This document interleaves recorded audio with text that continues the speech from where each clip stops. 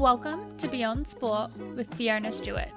In this podcast, I chat to athletes, coaches, and industry professionals about their sporting journey and the lessons they've learnt along the way.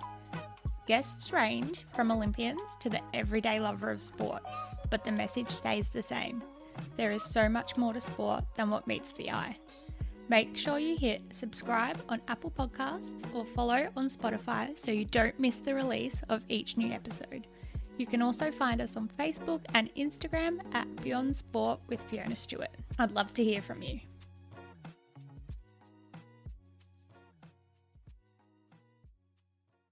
Before introducing this week's guest, I'm jumping in to let you know about a special Instagram giveaway happening right now. Brooke Stratton, Olympic long jumper and guest in Season 1, has kindly donated part of her 2016 Rio Olympic uniform to one special follower. With Tokyo coming up and Brooke literally jumping onto her second Olympic team, what a special piece of memorabilia. Head over to our Instagram page at Beyond Sport with Fiona Stewart to enter. Entries close on Sunday the 30th of May at 10 a.m. Melbourne time. Read through the Instagram post to check out all the terms and conditions. Good luck! This week's guest is Lindsay Trotter. A member of the Speedway racing community, Lindsay started off his motorsport journey racing motocross before moving to karting and then sprint cars. Now he uses over 40 years of expertise as a crew chief of a team. Dad and Lindsay are good friends, and I've known Lindsay for as long as I can remember, so much so that he took me out for a driving lesson whilst I was first learning how to drive. I've always admired his passion for motorsport. That's enough for me. Let's get into the chat with Lindsay. So Lindsay, can you tell us about your sport and how you got into it? Well, my current sport is speedway racing with sprint cars. I guess how I got into it, sprint cars are the pinnacle of speedway, and I started in a much lower class, and I guess eventually you kind of work your way up the ladder while the budget allows it. You know, I don't race them now, I'm just the crew chief on a team that does race them. How did you start off with what you mentioned before you started in footy? Well, back in the school days, I played eventually from a young age, played in two different competitions, one game on a Saturday and one game on a Sunday, which took up 4 nights of training. Mm-hmm. And then school team, so I had 5 nights of training and 3 full games of football through the week. And I think after doing that for many years until I turned around 19, I think I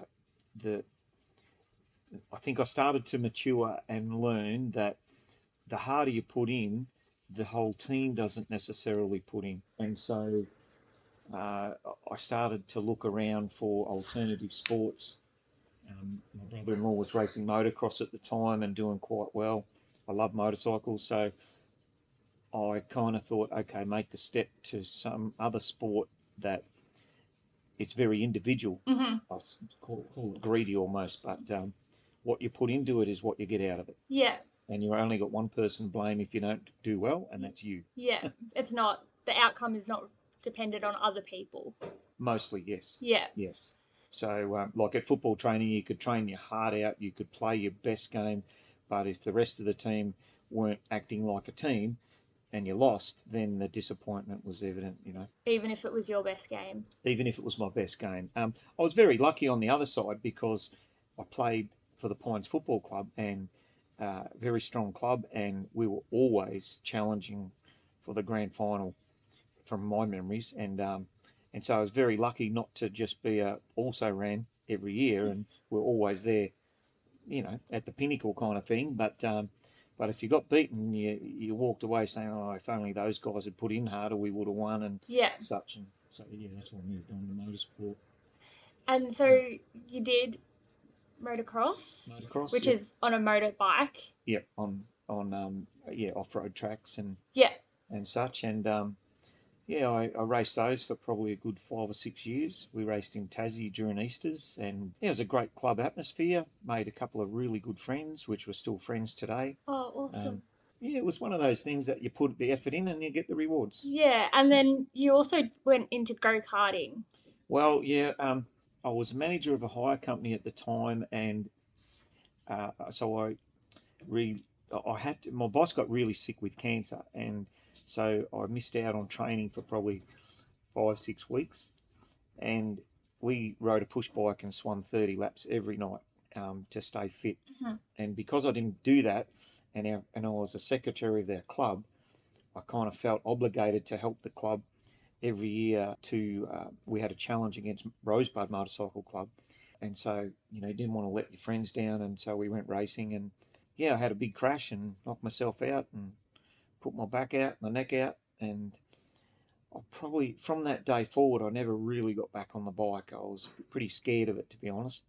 I knew what level of fitness it took to achieve your goal, and I could not get back to that fitness, not easily. Yeah. And so I thought, maybe it's safer to go to four wheels. Yeah. And so you trade the two wheeler in for a four-wheel go kart, and then had to learn virtually a whole new sport. Yeah, yeah. So how long did you do go-karting for? Yeah, probably about the same, about 4 or 5 years. Yeah.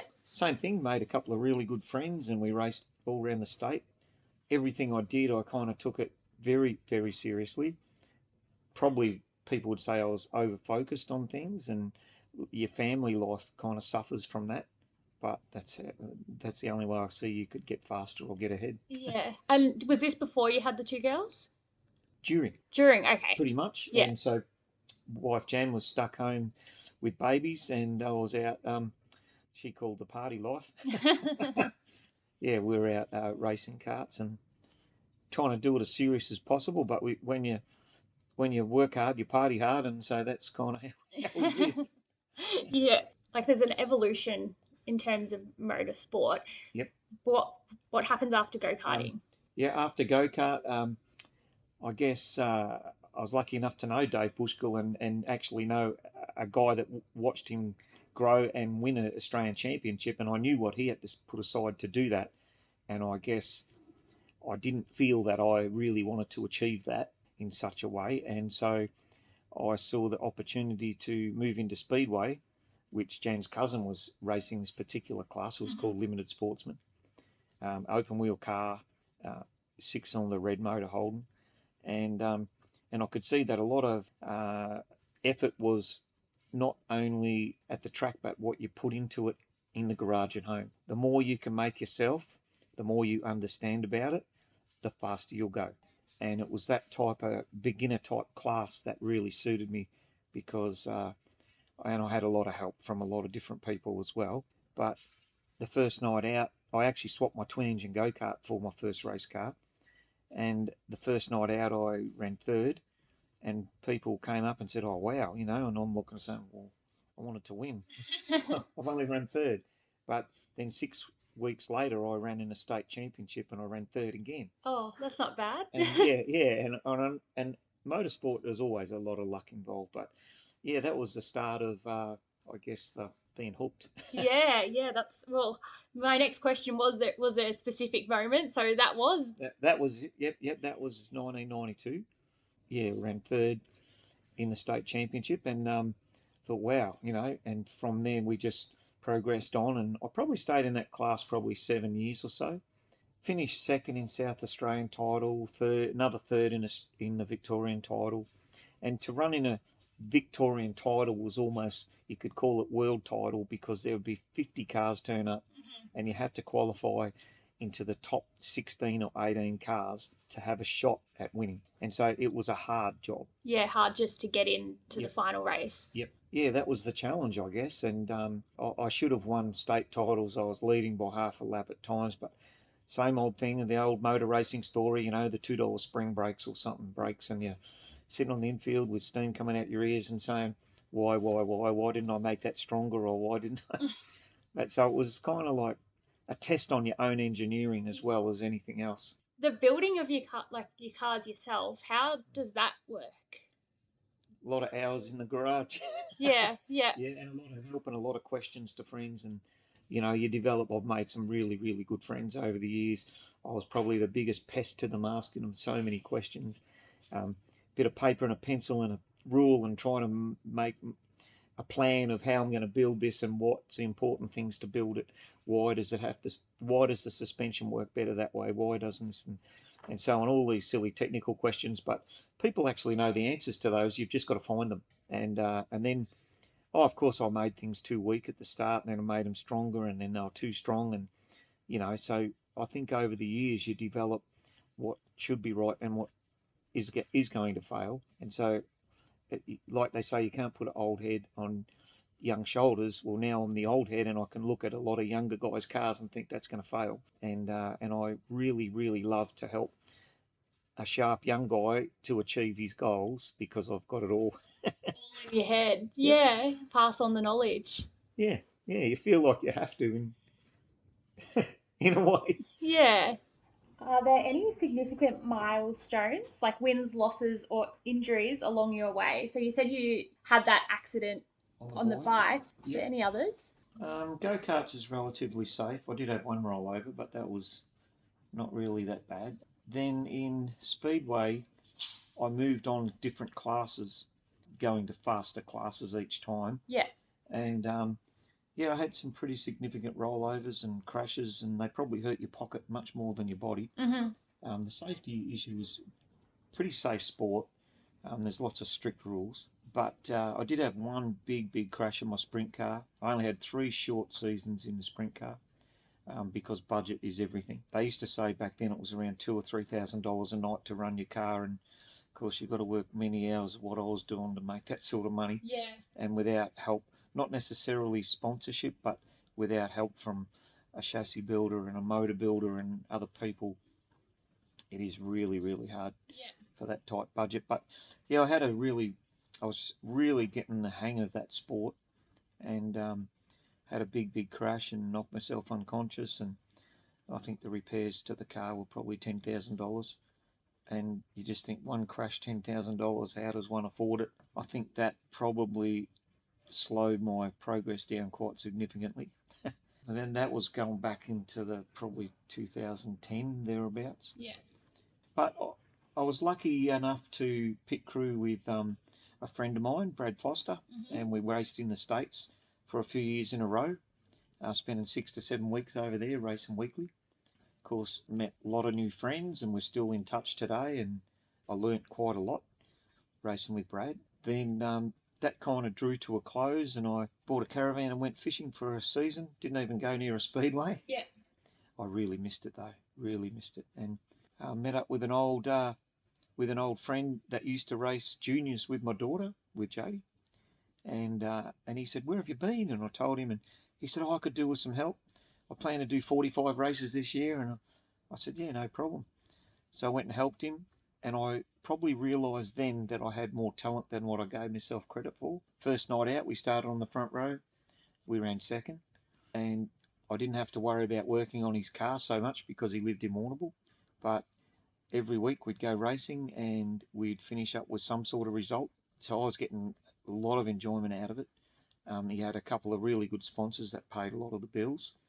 Had I'd lived closer to him, or had that sort of been a lot better, I would have helped him a lot more on the car maintenance, etc. And it probably would have made his life a lot easier to concentrate on more driving.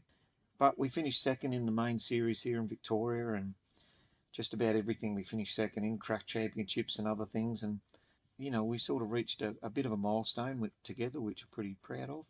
Then with the current boss, he always wanted to start up his own sprint car team, and he had been into boat racing at the top level in Australia, so he knew what costs were all about and what motorsport really costs.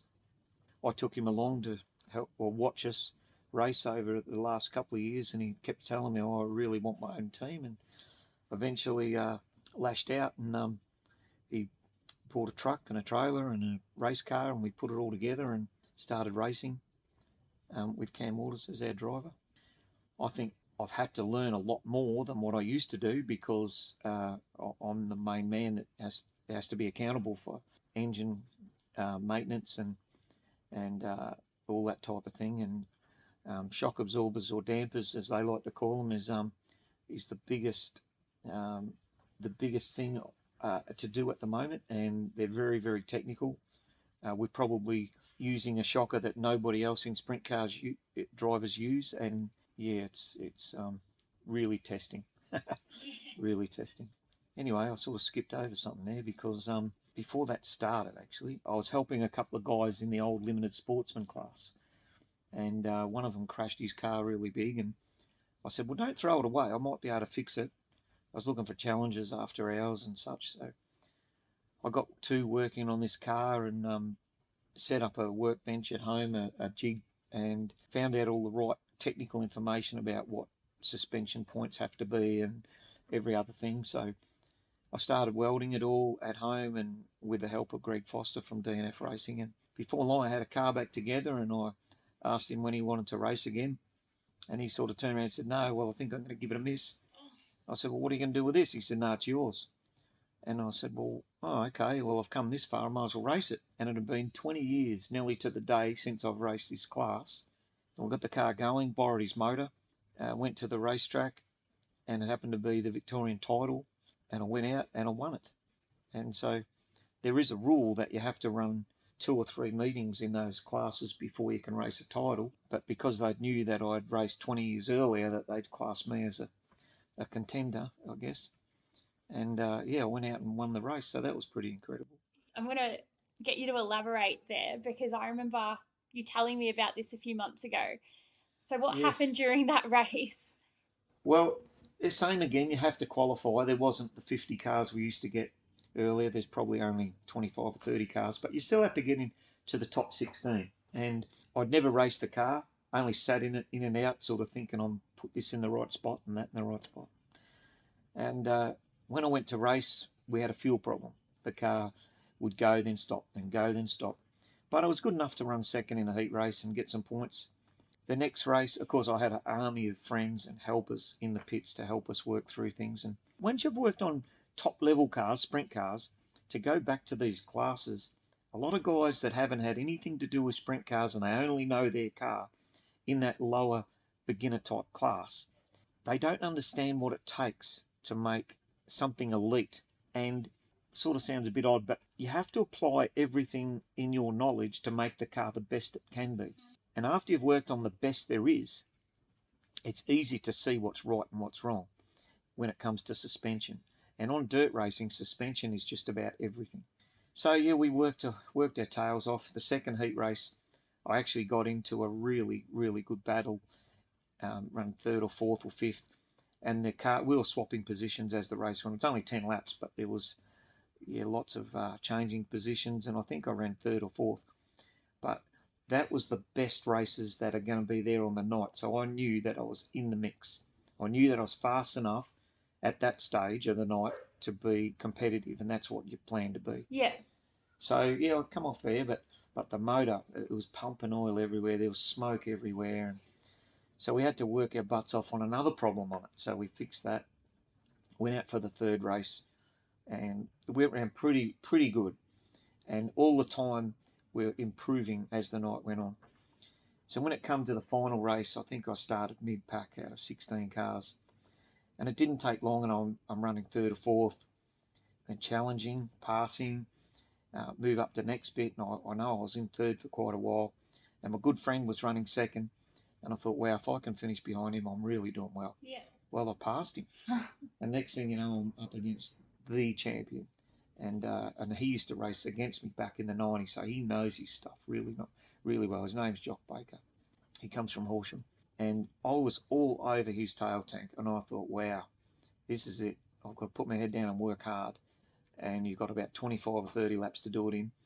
Well, next thing you know, he pulled up. He had a broken gearbox, but I just missed him. I nearly rode his wheel, and I would have ended up upside down. But luckily, my brakes worked, and he pulled to the infield, so I've inherited the lead in such a way. Well, the race progressed. No one was coming up to challenge me. Probably the last 5 laps, I had no energy left at all. And I'm not saying I'm a fit sports person by any stroke. I could relate to the poor bugger doing his marathon, the last 100 metres, he collapses, because that's how I felt in the car. I couldn't even hold my head up. Yeah. And I won. Yeah, that's amazing. And that was only a few years ago. Yeah, 2. 2 years 2 or ago. 3. Oh my gosh. So you had a 20-year break and then you come back and you won. That's amazing, Lindsay. That's pretty special. And I guess like my next one is you're a dad of two girls. Did both girls get into car racing? No, I did build a car. I had a car half built in the garage for a little while, and Jan said, "Look, if you don't finish that car this year, you can get rid of it." Yeah. Because both girls were pretty competitive in dancing, and I tried to go watch dancing, but it's like watching grass grow to me. So I pulled my finger out, finished the car, and the younger one, Jodie, decided to jump in and have a steer. And she grew up as a bit of a tomboy, and I'd finished racing some of those days back in the early 90s, and I'd come in and she'd say, "Dad, why didn't you pass him? Dad, why didn't you put that tyre on? Dad, why didn't you?" She was full of good, helping sort of advice, but you think, yeah, Jodie. But anyway, this time, right, I'm going to put her on the spot, put her in the race car. And that opened up a whole new different view of speedway racing for me, because when you're focused on a class and you're focused on your progress and you really don't have time to lift your head up and know what else is going on. But when you've got your daughter in the car, it's a real whole new social life. Like there's other parents out there and there's other people that they want to offer advice and they want to help, but you're like, how do I take the help? Do you get offended? Do you try and not be rude and everything else? And then other people that knew that I'd raced were coming up asking my questions about how many times did I win that feature race and did this and did that. And I'm like, oh, I don't really keep count. Like, you're just too focused on the next race. Yeah. Well, when Jodie started racing, she couldn't even keep up with the roll around laps ready for a green flag. And when she came in after the first race, I'll never forget it. She was so, "I'm not going back out there." And I really swore at her. I said, "You're going back out there." And I really had to lay it on the line for her, like get stuck right into her. And it didn't take long. By the end, in the first race, I think she was lapped 3 times. And that's terrible. That's really slow. Yeah. But by the end of that day, she didn't get lapped at all. Oh, wow. It just started coming natural. Yeah.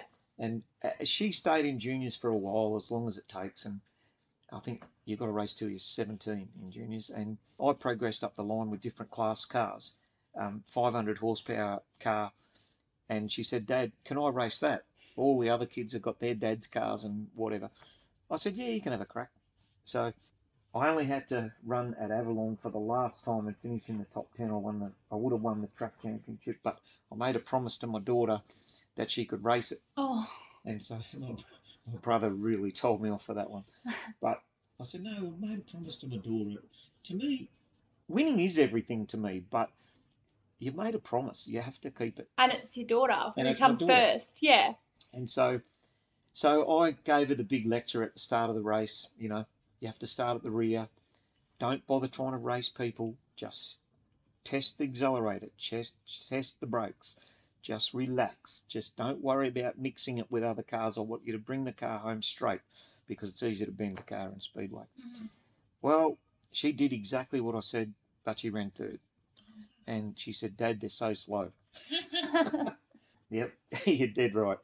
But, you sort of have to take a little bit of credit, because she's watched you so many years. She's been out in the garage.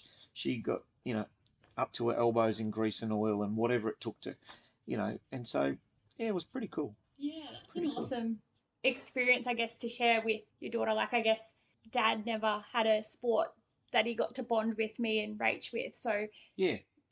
like it's nice to have that Well, you can relationship. go fishing and you can teach kids fishing and you can play Lego blocks if that's what turns you on, you know what I mean? Yeah.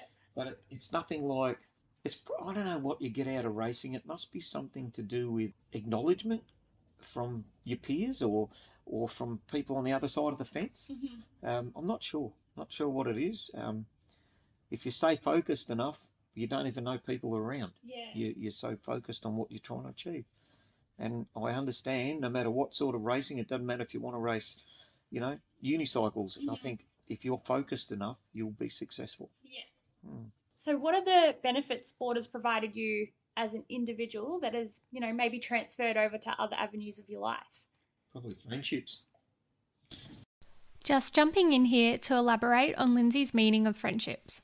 For some background information, last year his youngest daughter Jodie was diagnosed with breast cancer. Lindsay wanted to share how the whole Speedway community really banded together to help his family. In particular, Lee Vanderginken, who ran multiple raffles, raising over $3,000 for Jody. Another special mention went to Casey BMX Club, where Lindsay's grandchildren ride, who ran a Mother's Day raffle and donated the proceeds towards Jody's treatment. Both Lindsay and his wife Jan are overwhelmed and extremely grateful for all the love, support and help their family has received, especially in the last 18 months. The impact that both these sporting communities showed did not go unnoticed. It is another important reflection of how being involved in sport can be so much more than just the performance side of things. Is there a lesson you've learnt along the way that you want to share? I've learnt that to succeed, you have to focus. It doesn't matter if you don't understand what makes a champion or what makes you win. Yeah. You have to learn what that is. Mm-hmm. And information is everything. And if you need to go to the guy that beats you every week and try to pump him for information or look at what his car is differently, just ask as many questions as you can get away with and learn as much as you can, because there's no reason why he can keep beating you. Mm-hmm. And you have to learn how to beat him. Unfortunately, in the cheaper classes, you learn that people like to say, oh, he's cheating. That's the easiest way to say it. And it's a bad way to look at life. But I think, yeah, you need to focus hard. And that person you're racing against is just another human being. Yeah. And if you've got 2 arms and 2 legs, you should be able to beat him too. And that's what I've learned. With knowledge that you learn over the journey, what do you do with the knowledge? You know, you kind of want to pass it on, or feel I should pass it on to somebody that's up and coming, or someone that's it's all well and good to look back at your trophies or your, whatever you've won over the years and memories and things, but I think unless you use it with something, what's it been for? Yeah. And so I'd like to say that to pass on your information and see that person being successful is kind of rewarding. Yeah, it's pretty special that you're able to pass on, many, many years of that sport and pass it on to someone else to maybe make their journey a little bit easier. And, some of those lessons you had to learn the hard way, maybe they don't have to learn that the hard way. Well, if you sort of scan back 40 odd years and you say, why didn't I meet somebody like me? Yeah. And when I think of it, I did meet a couple of older guys and I used to pester the hell out of them asking questions. Not really understanding what I was asking, but I guess somehow I must have learnt something from them. I remember going to a track, Mount Gambier, and I ran second there for the first time out. Never even seen the track. But I pumped that old fella. Where do they run? Where do the cars go? What sort of track is it? What's the track made of? And just so many different questions. And then you go there with some degree of success. Yeah. And so I think, well, I must have done my homework, Yeah. and that's kind of how I feel today.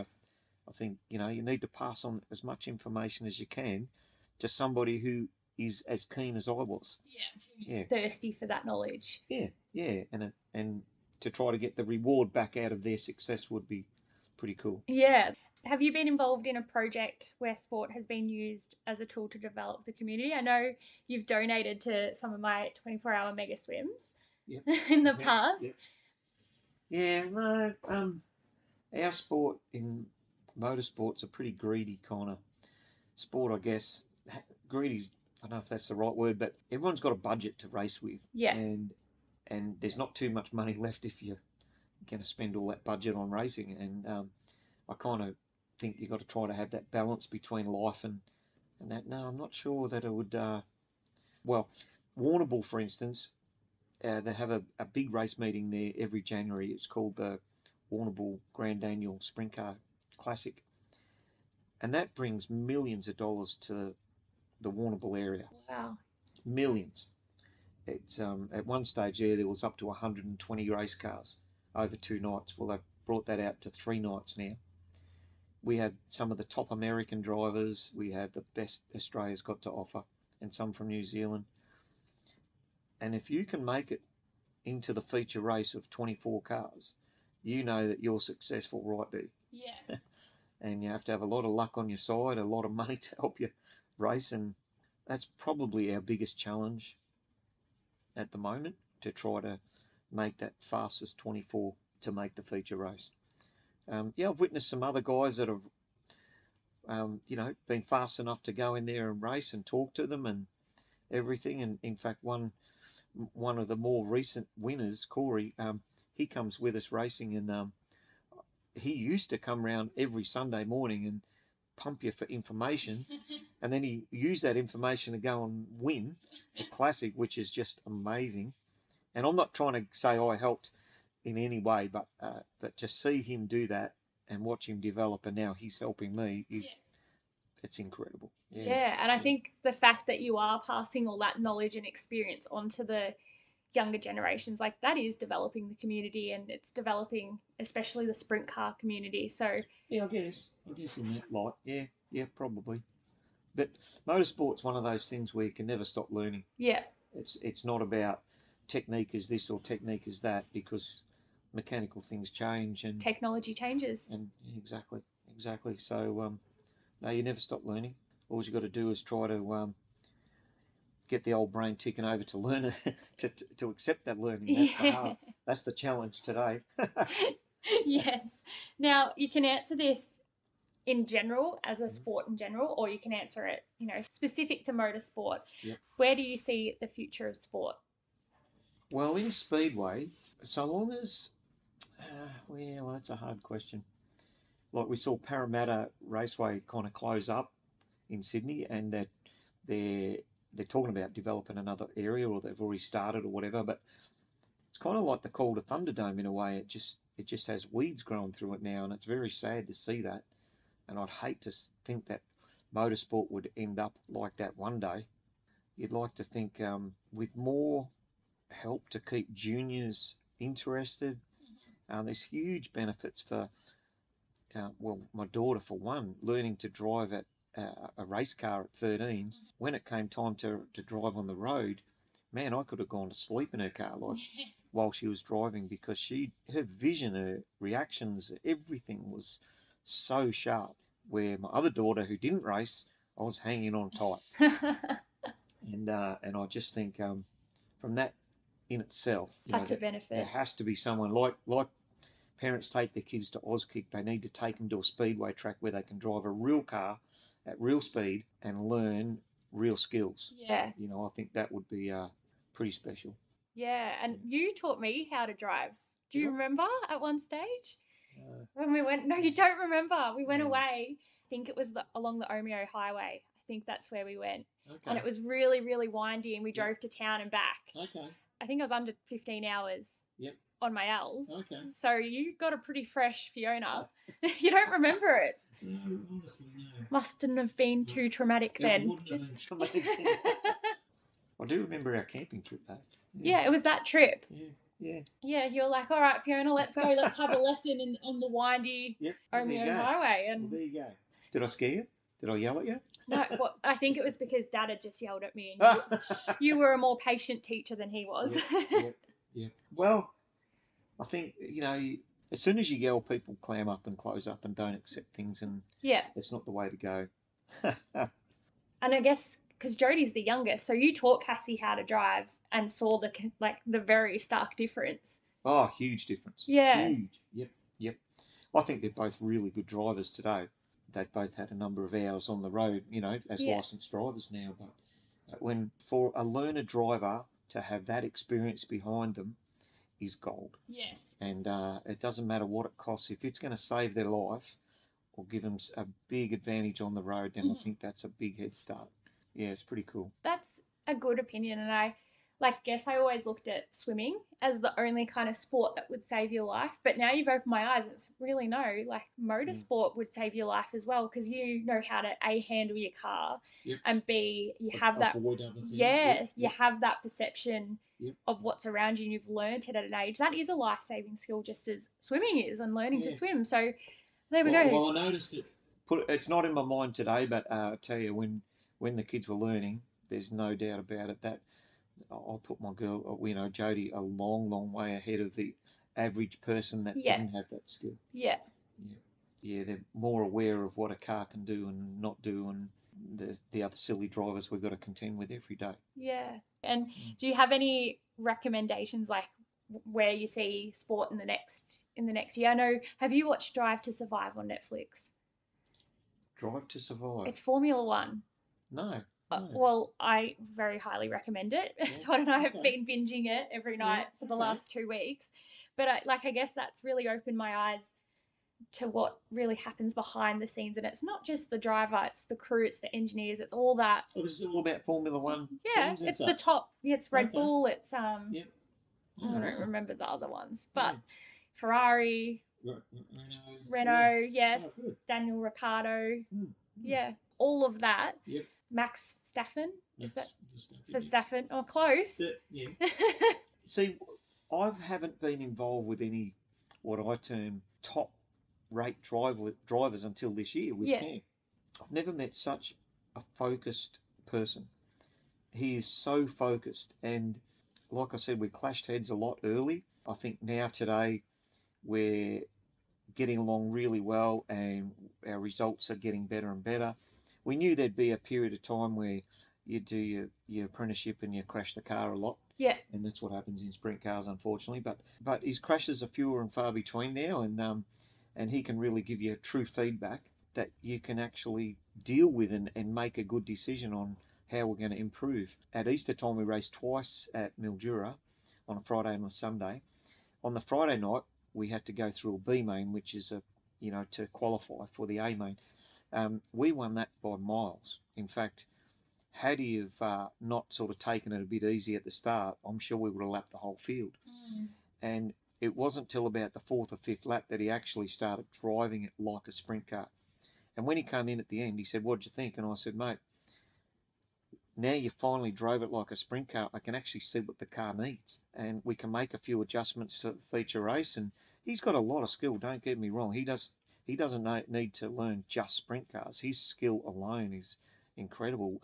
We came in with 2 completely bald tyres. They were smooth as, and I'd say probably lucky to get another 5 laps out of them before they worn right through.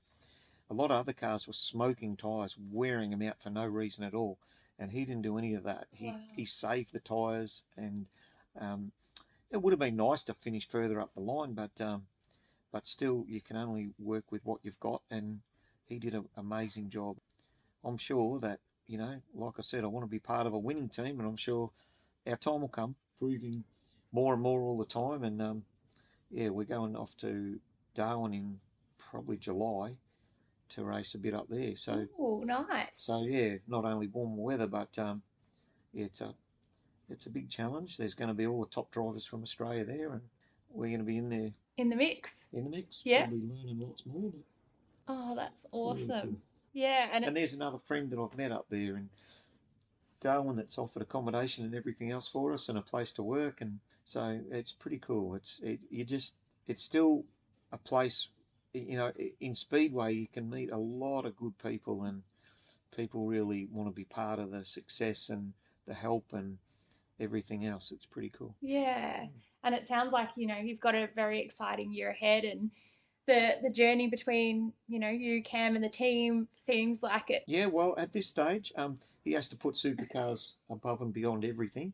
So we've got to, pause here and there. But I think in general, he's so keen. Yeah. And I'm sure that if we can keep everything up to him as we need to, I'm sure success will come. Yeah. Oh, very exciting. Well, Lindsay, thank you so much for sitting down with me today and talking me through your journey and the lessons you've learnt. I really appreciate it. I appreciate it too. I'm sorry I get emotional, but no, I think it's good. Yeah, no, thank you. I appreciate it.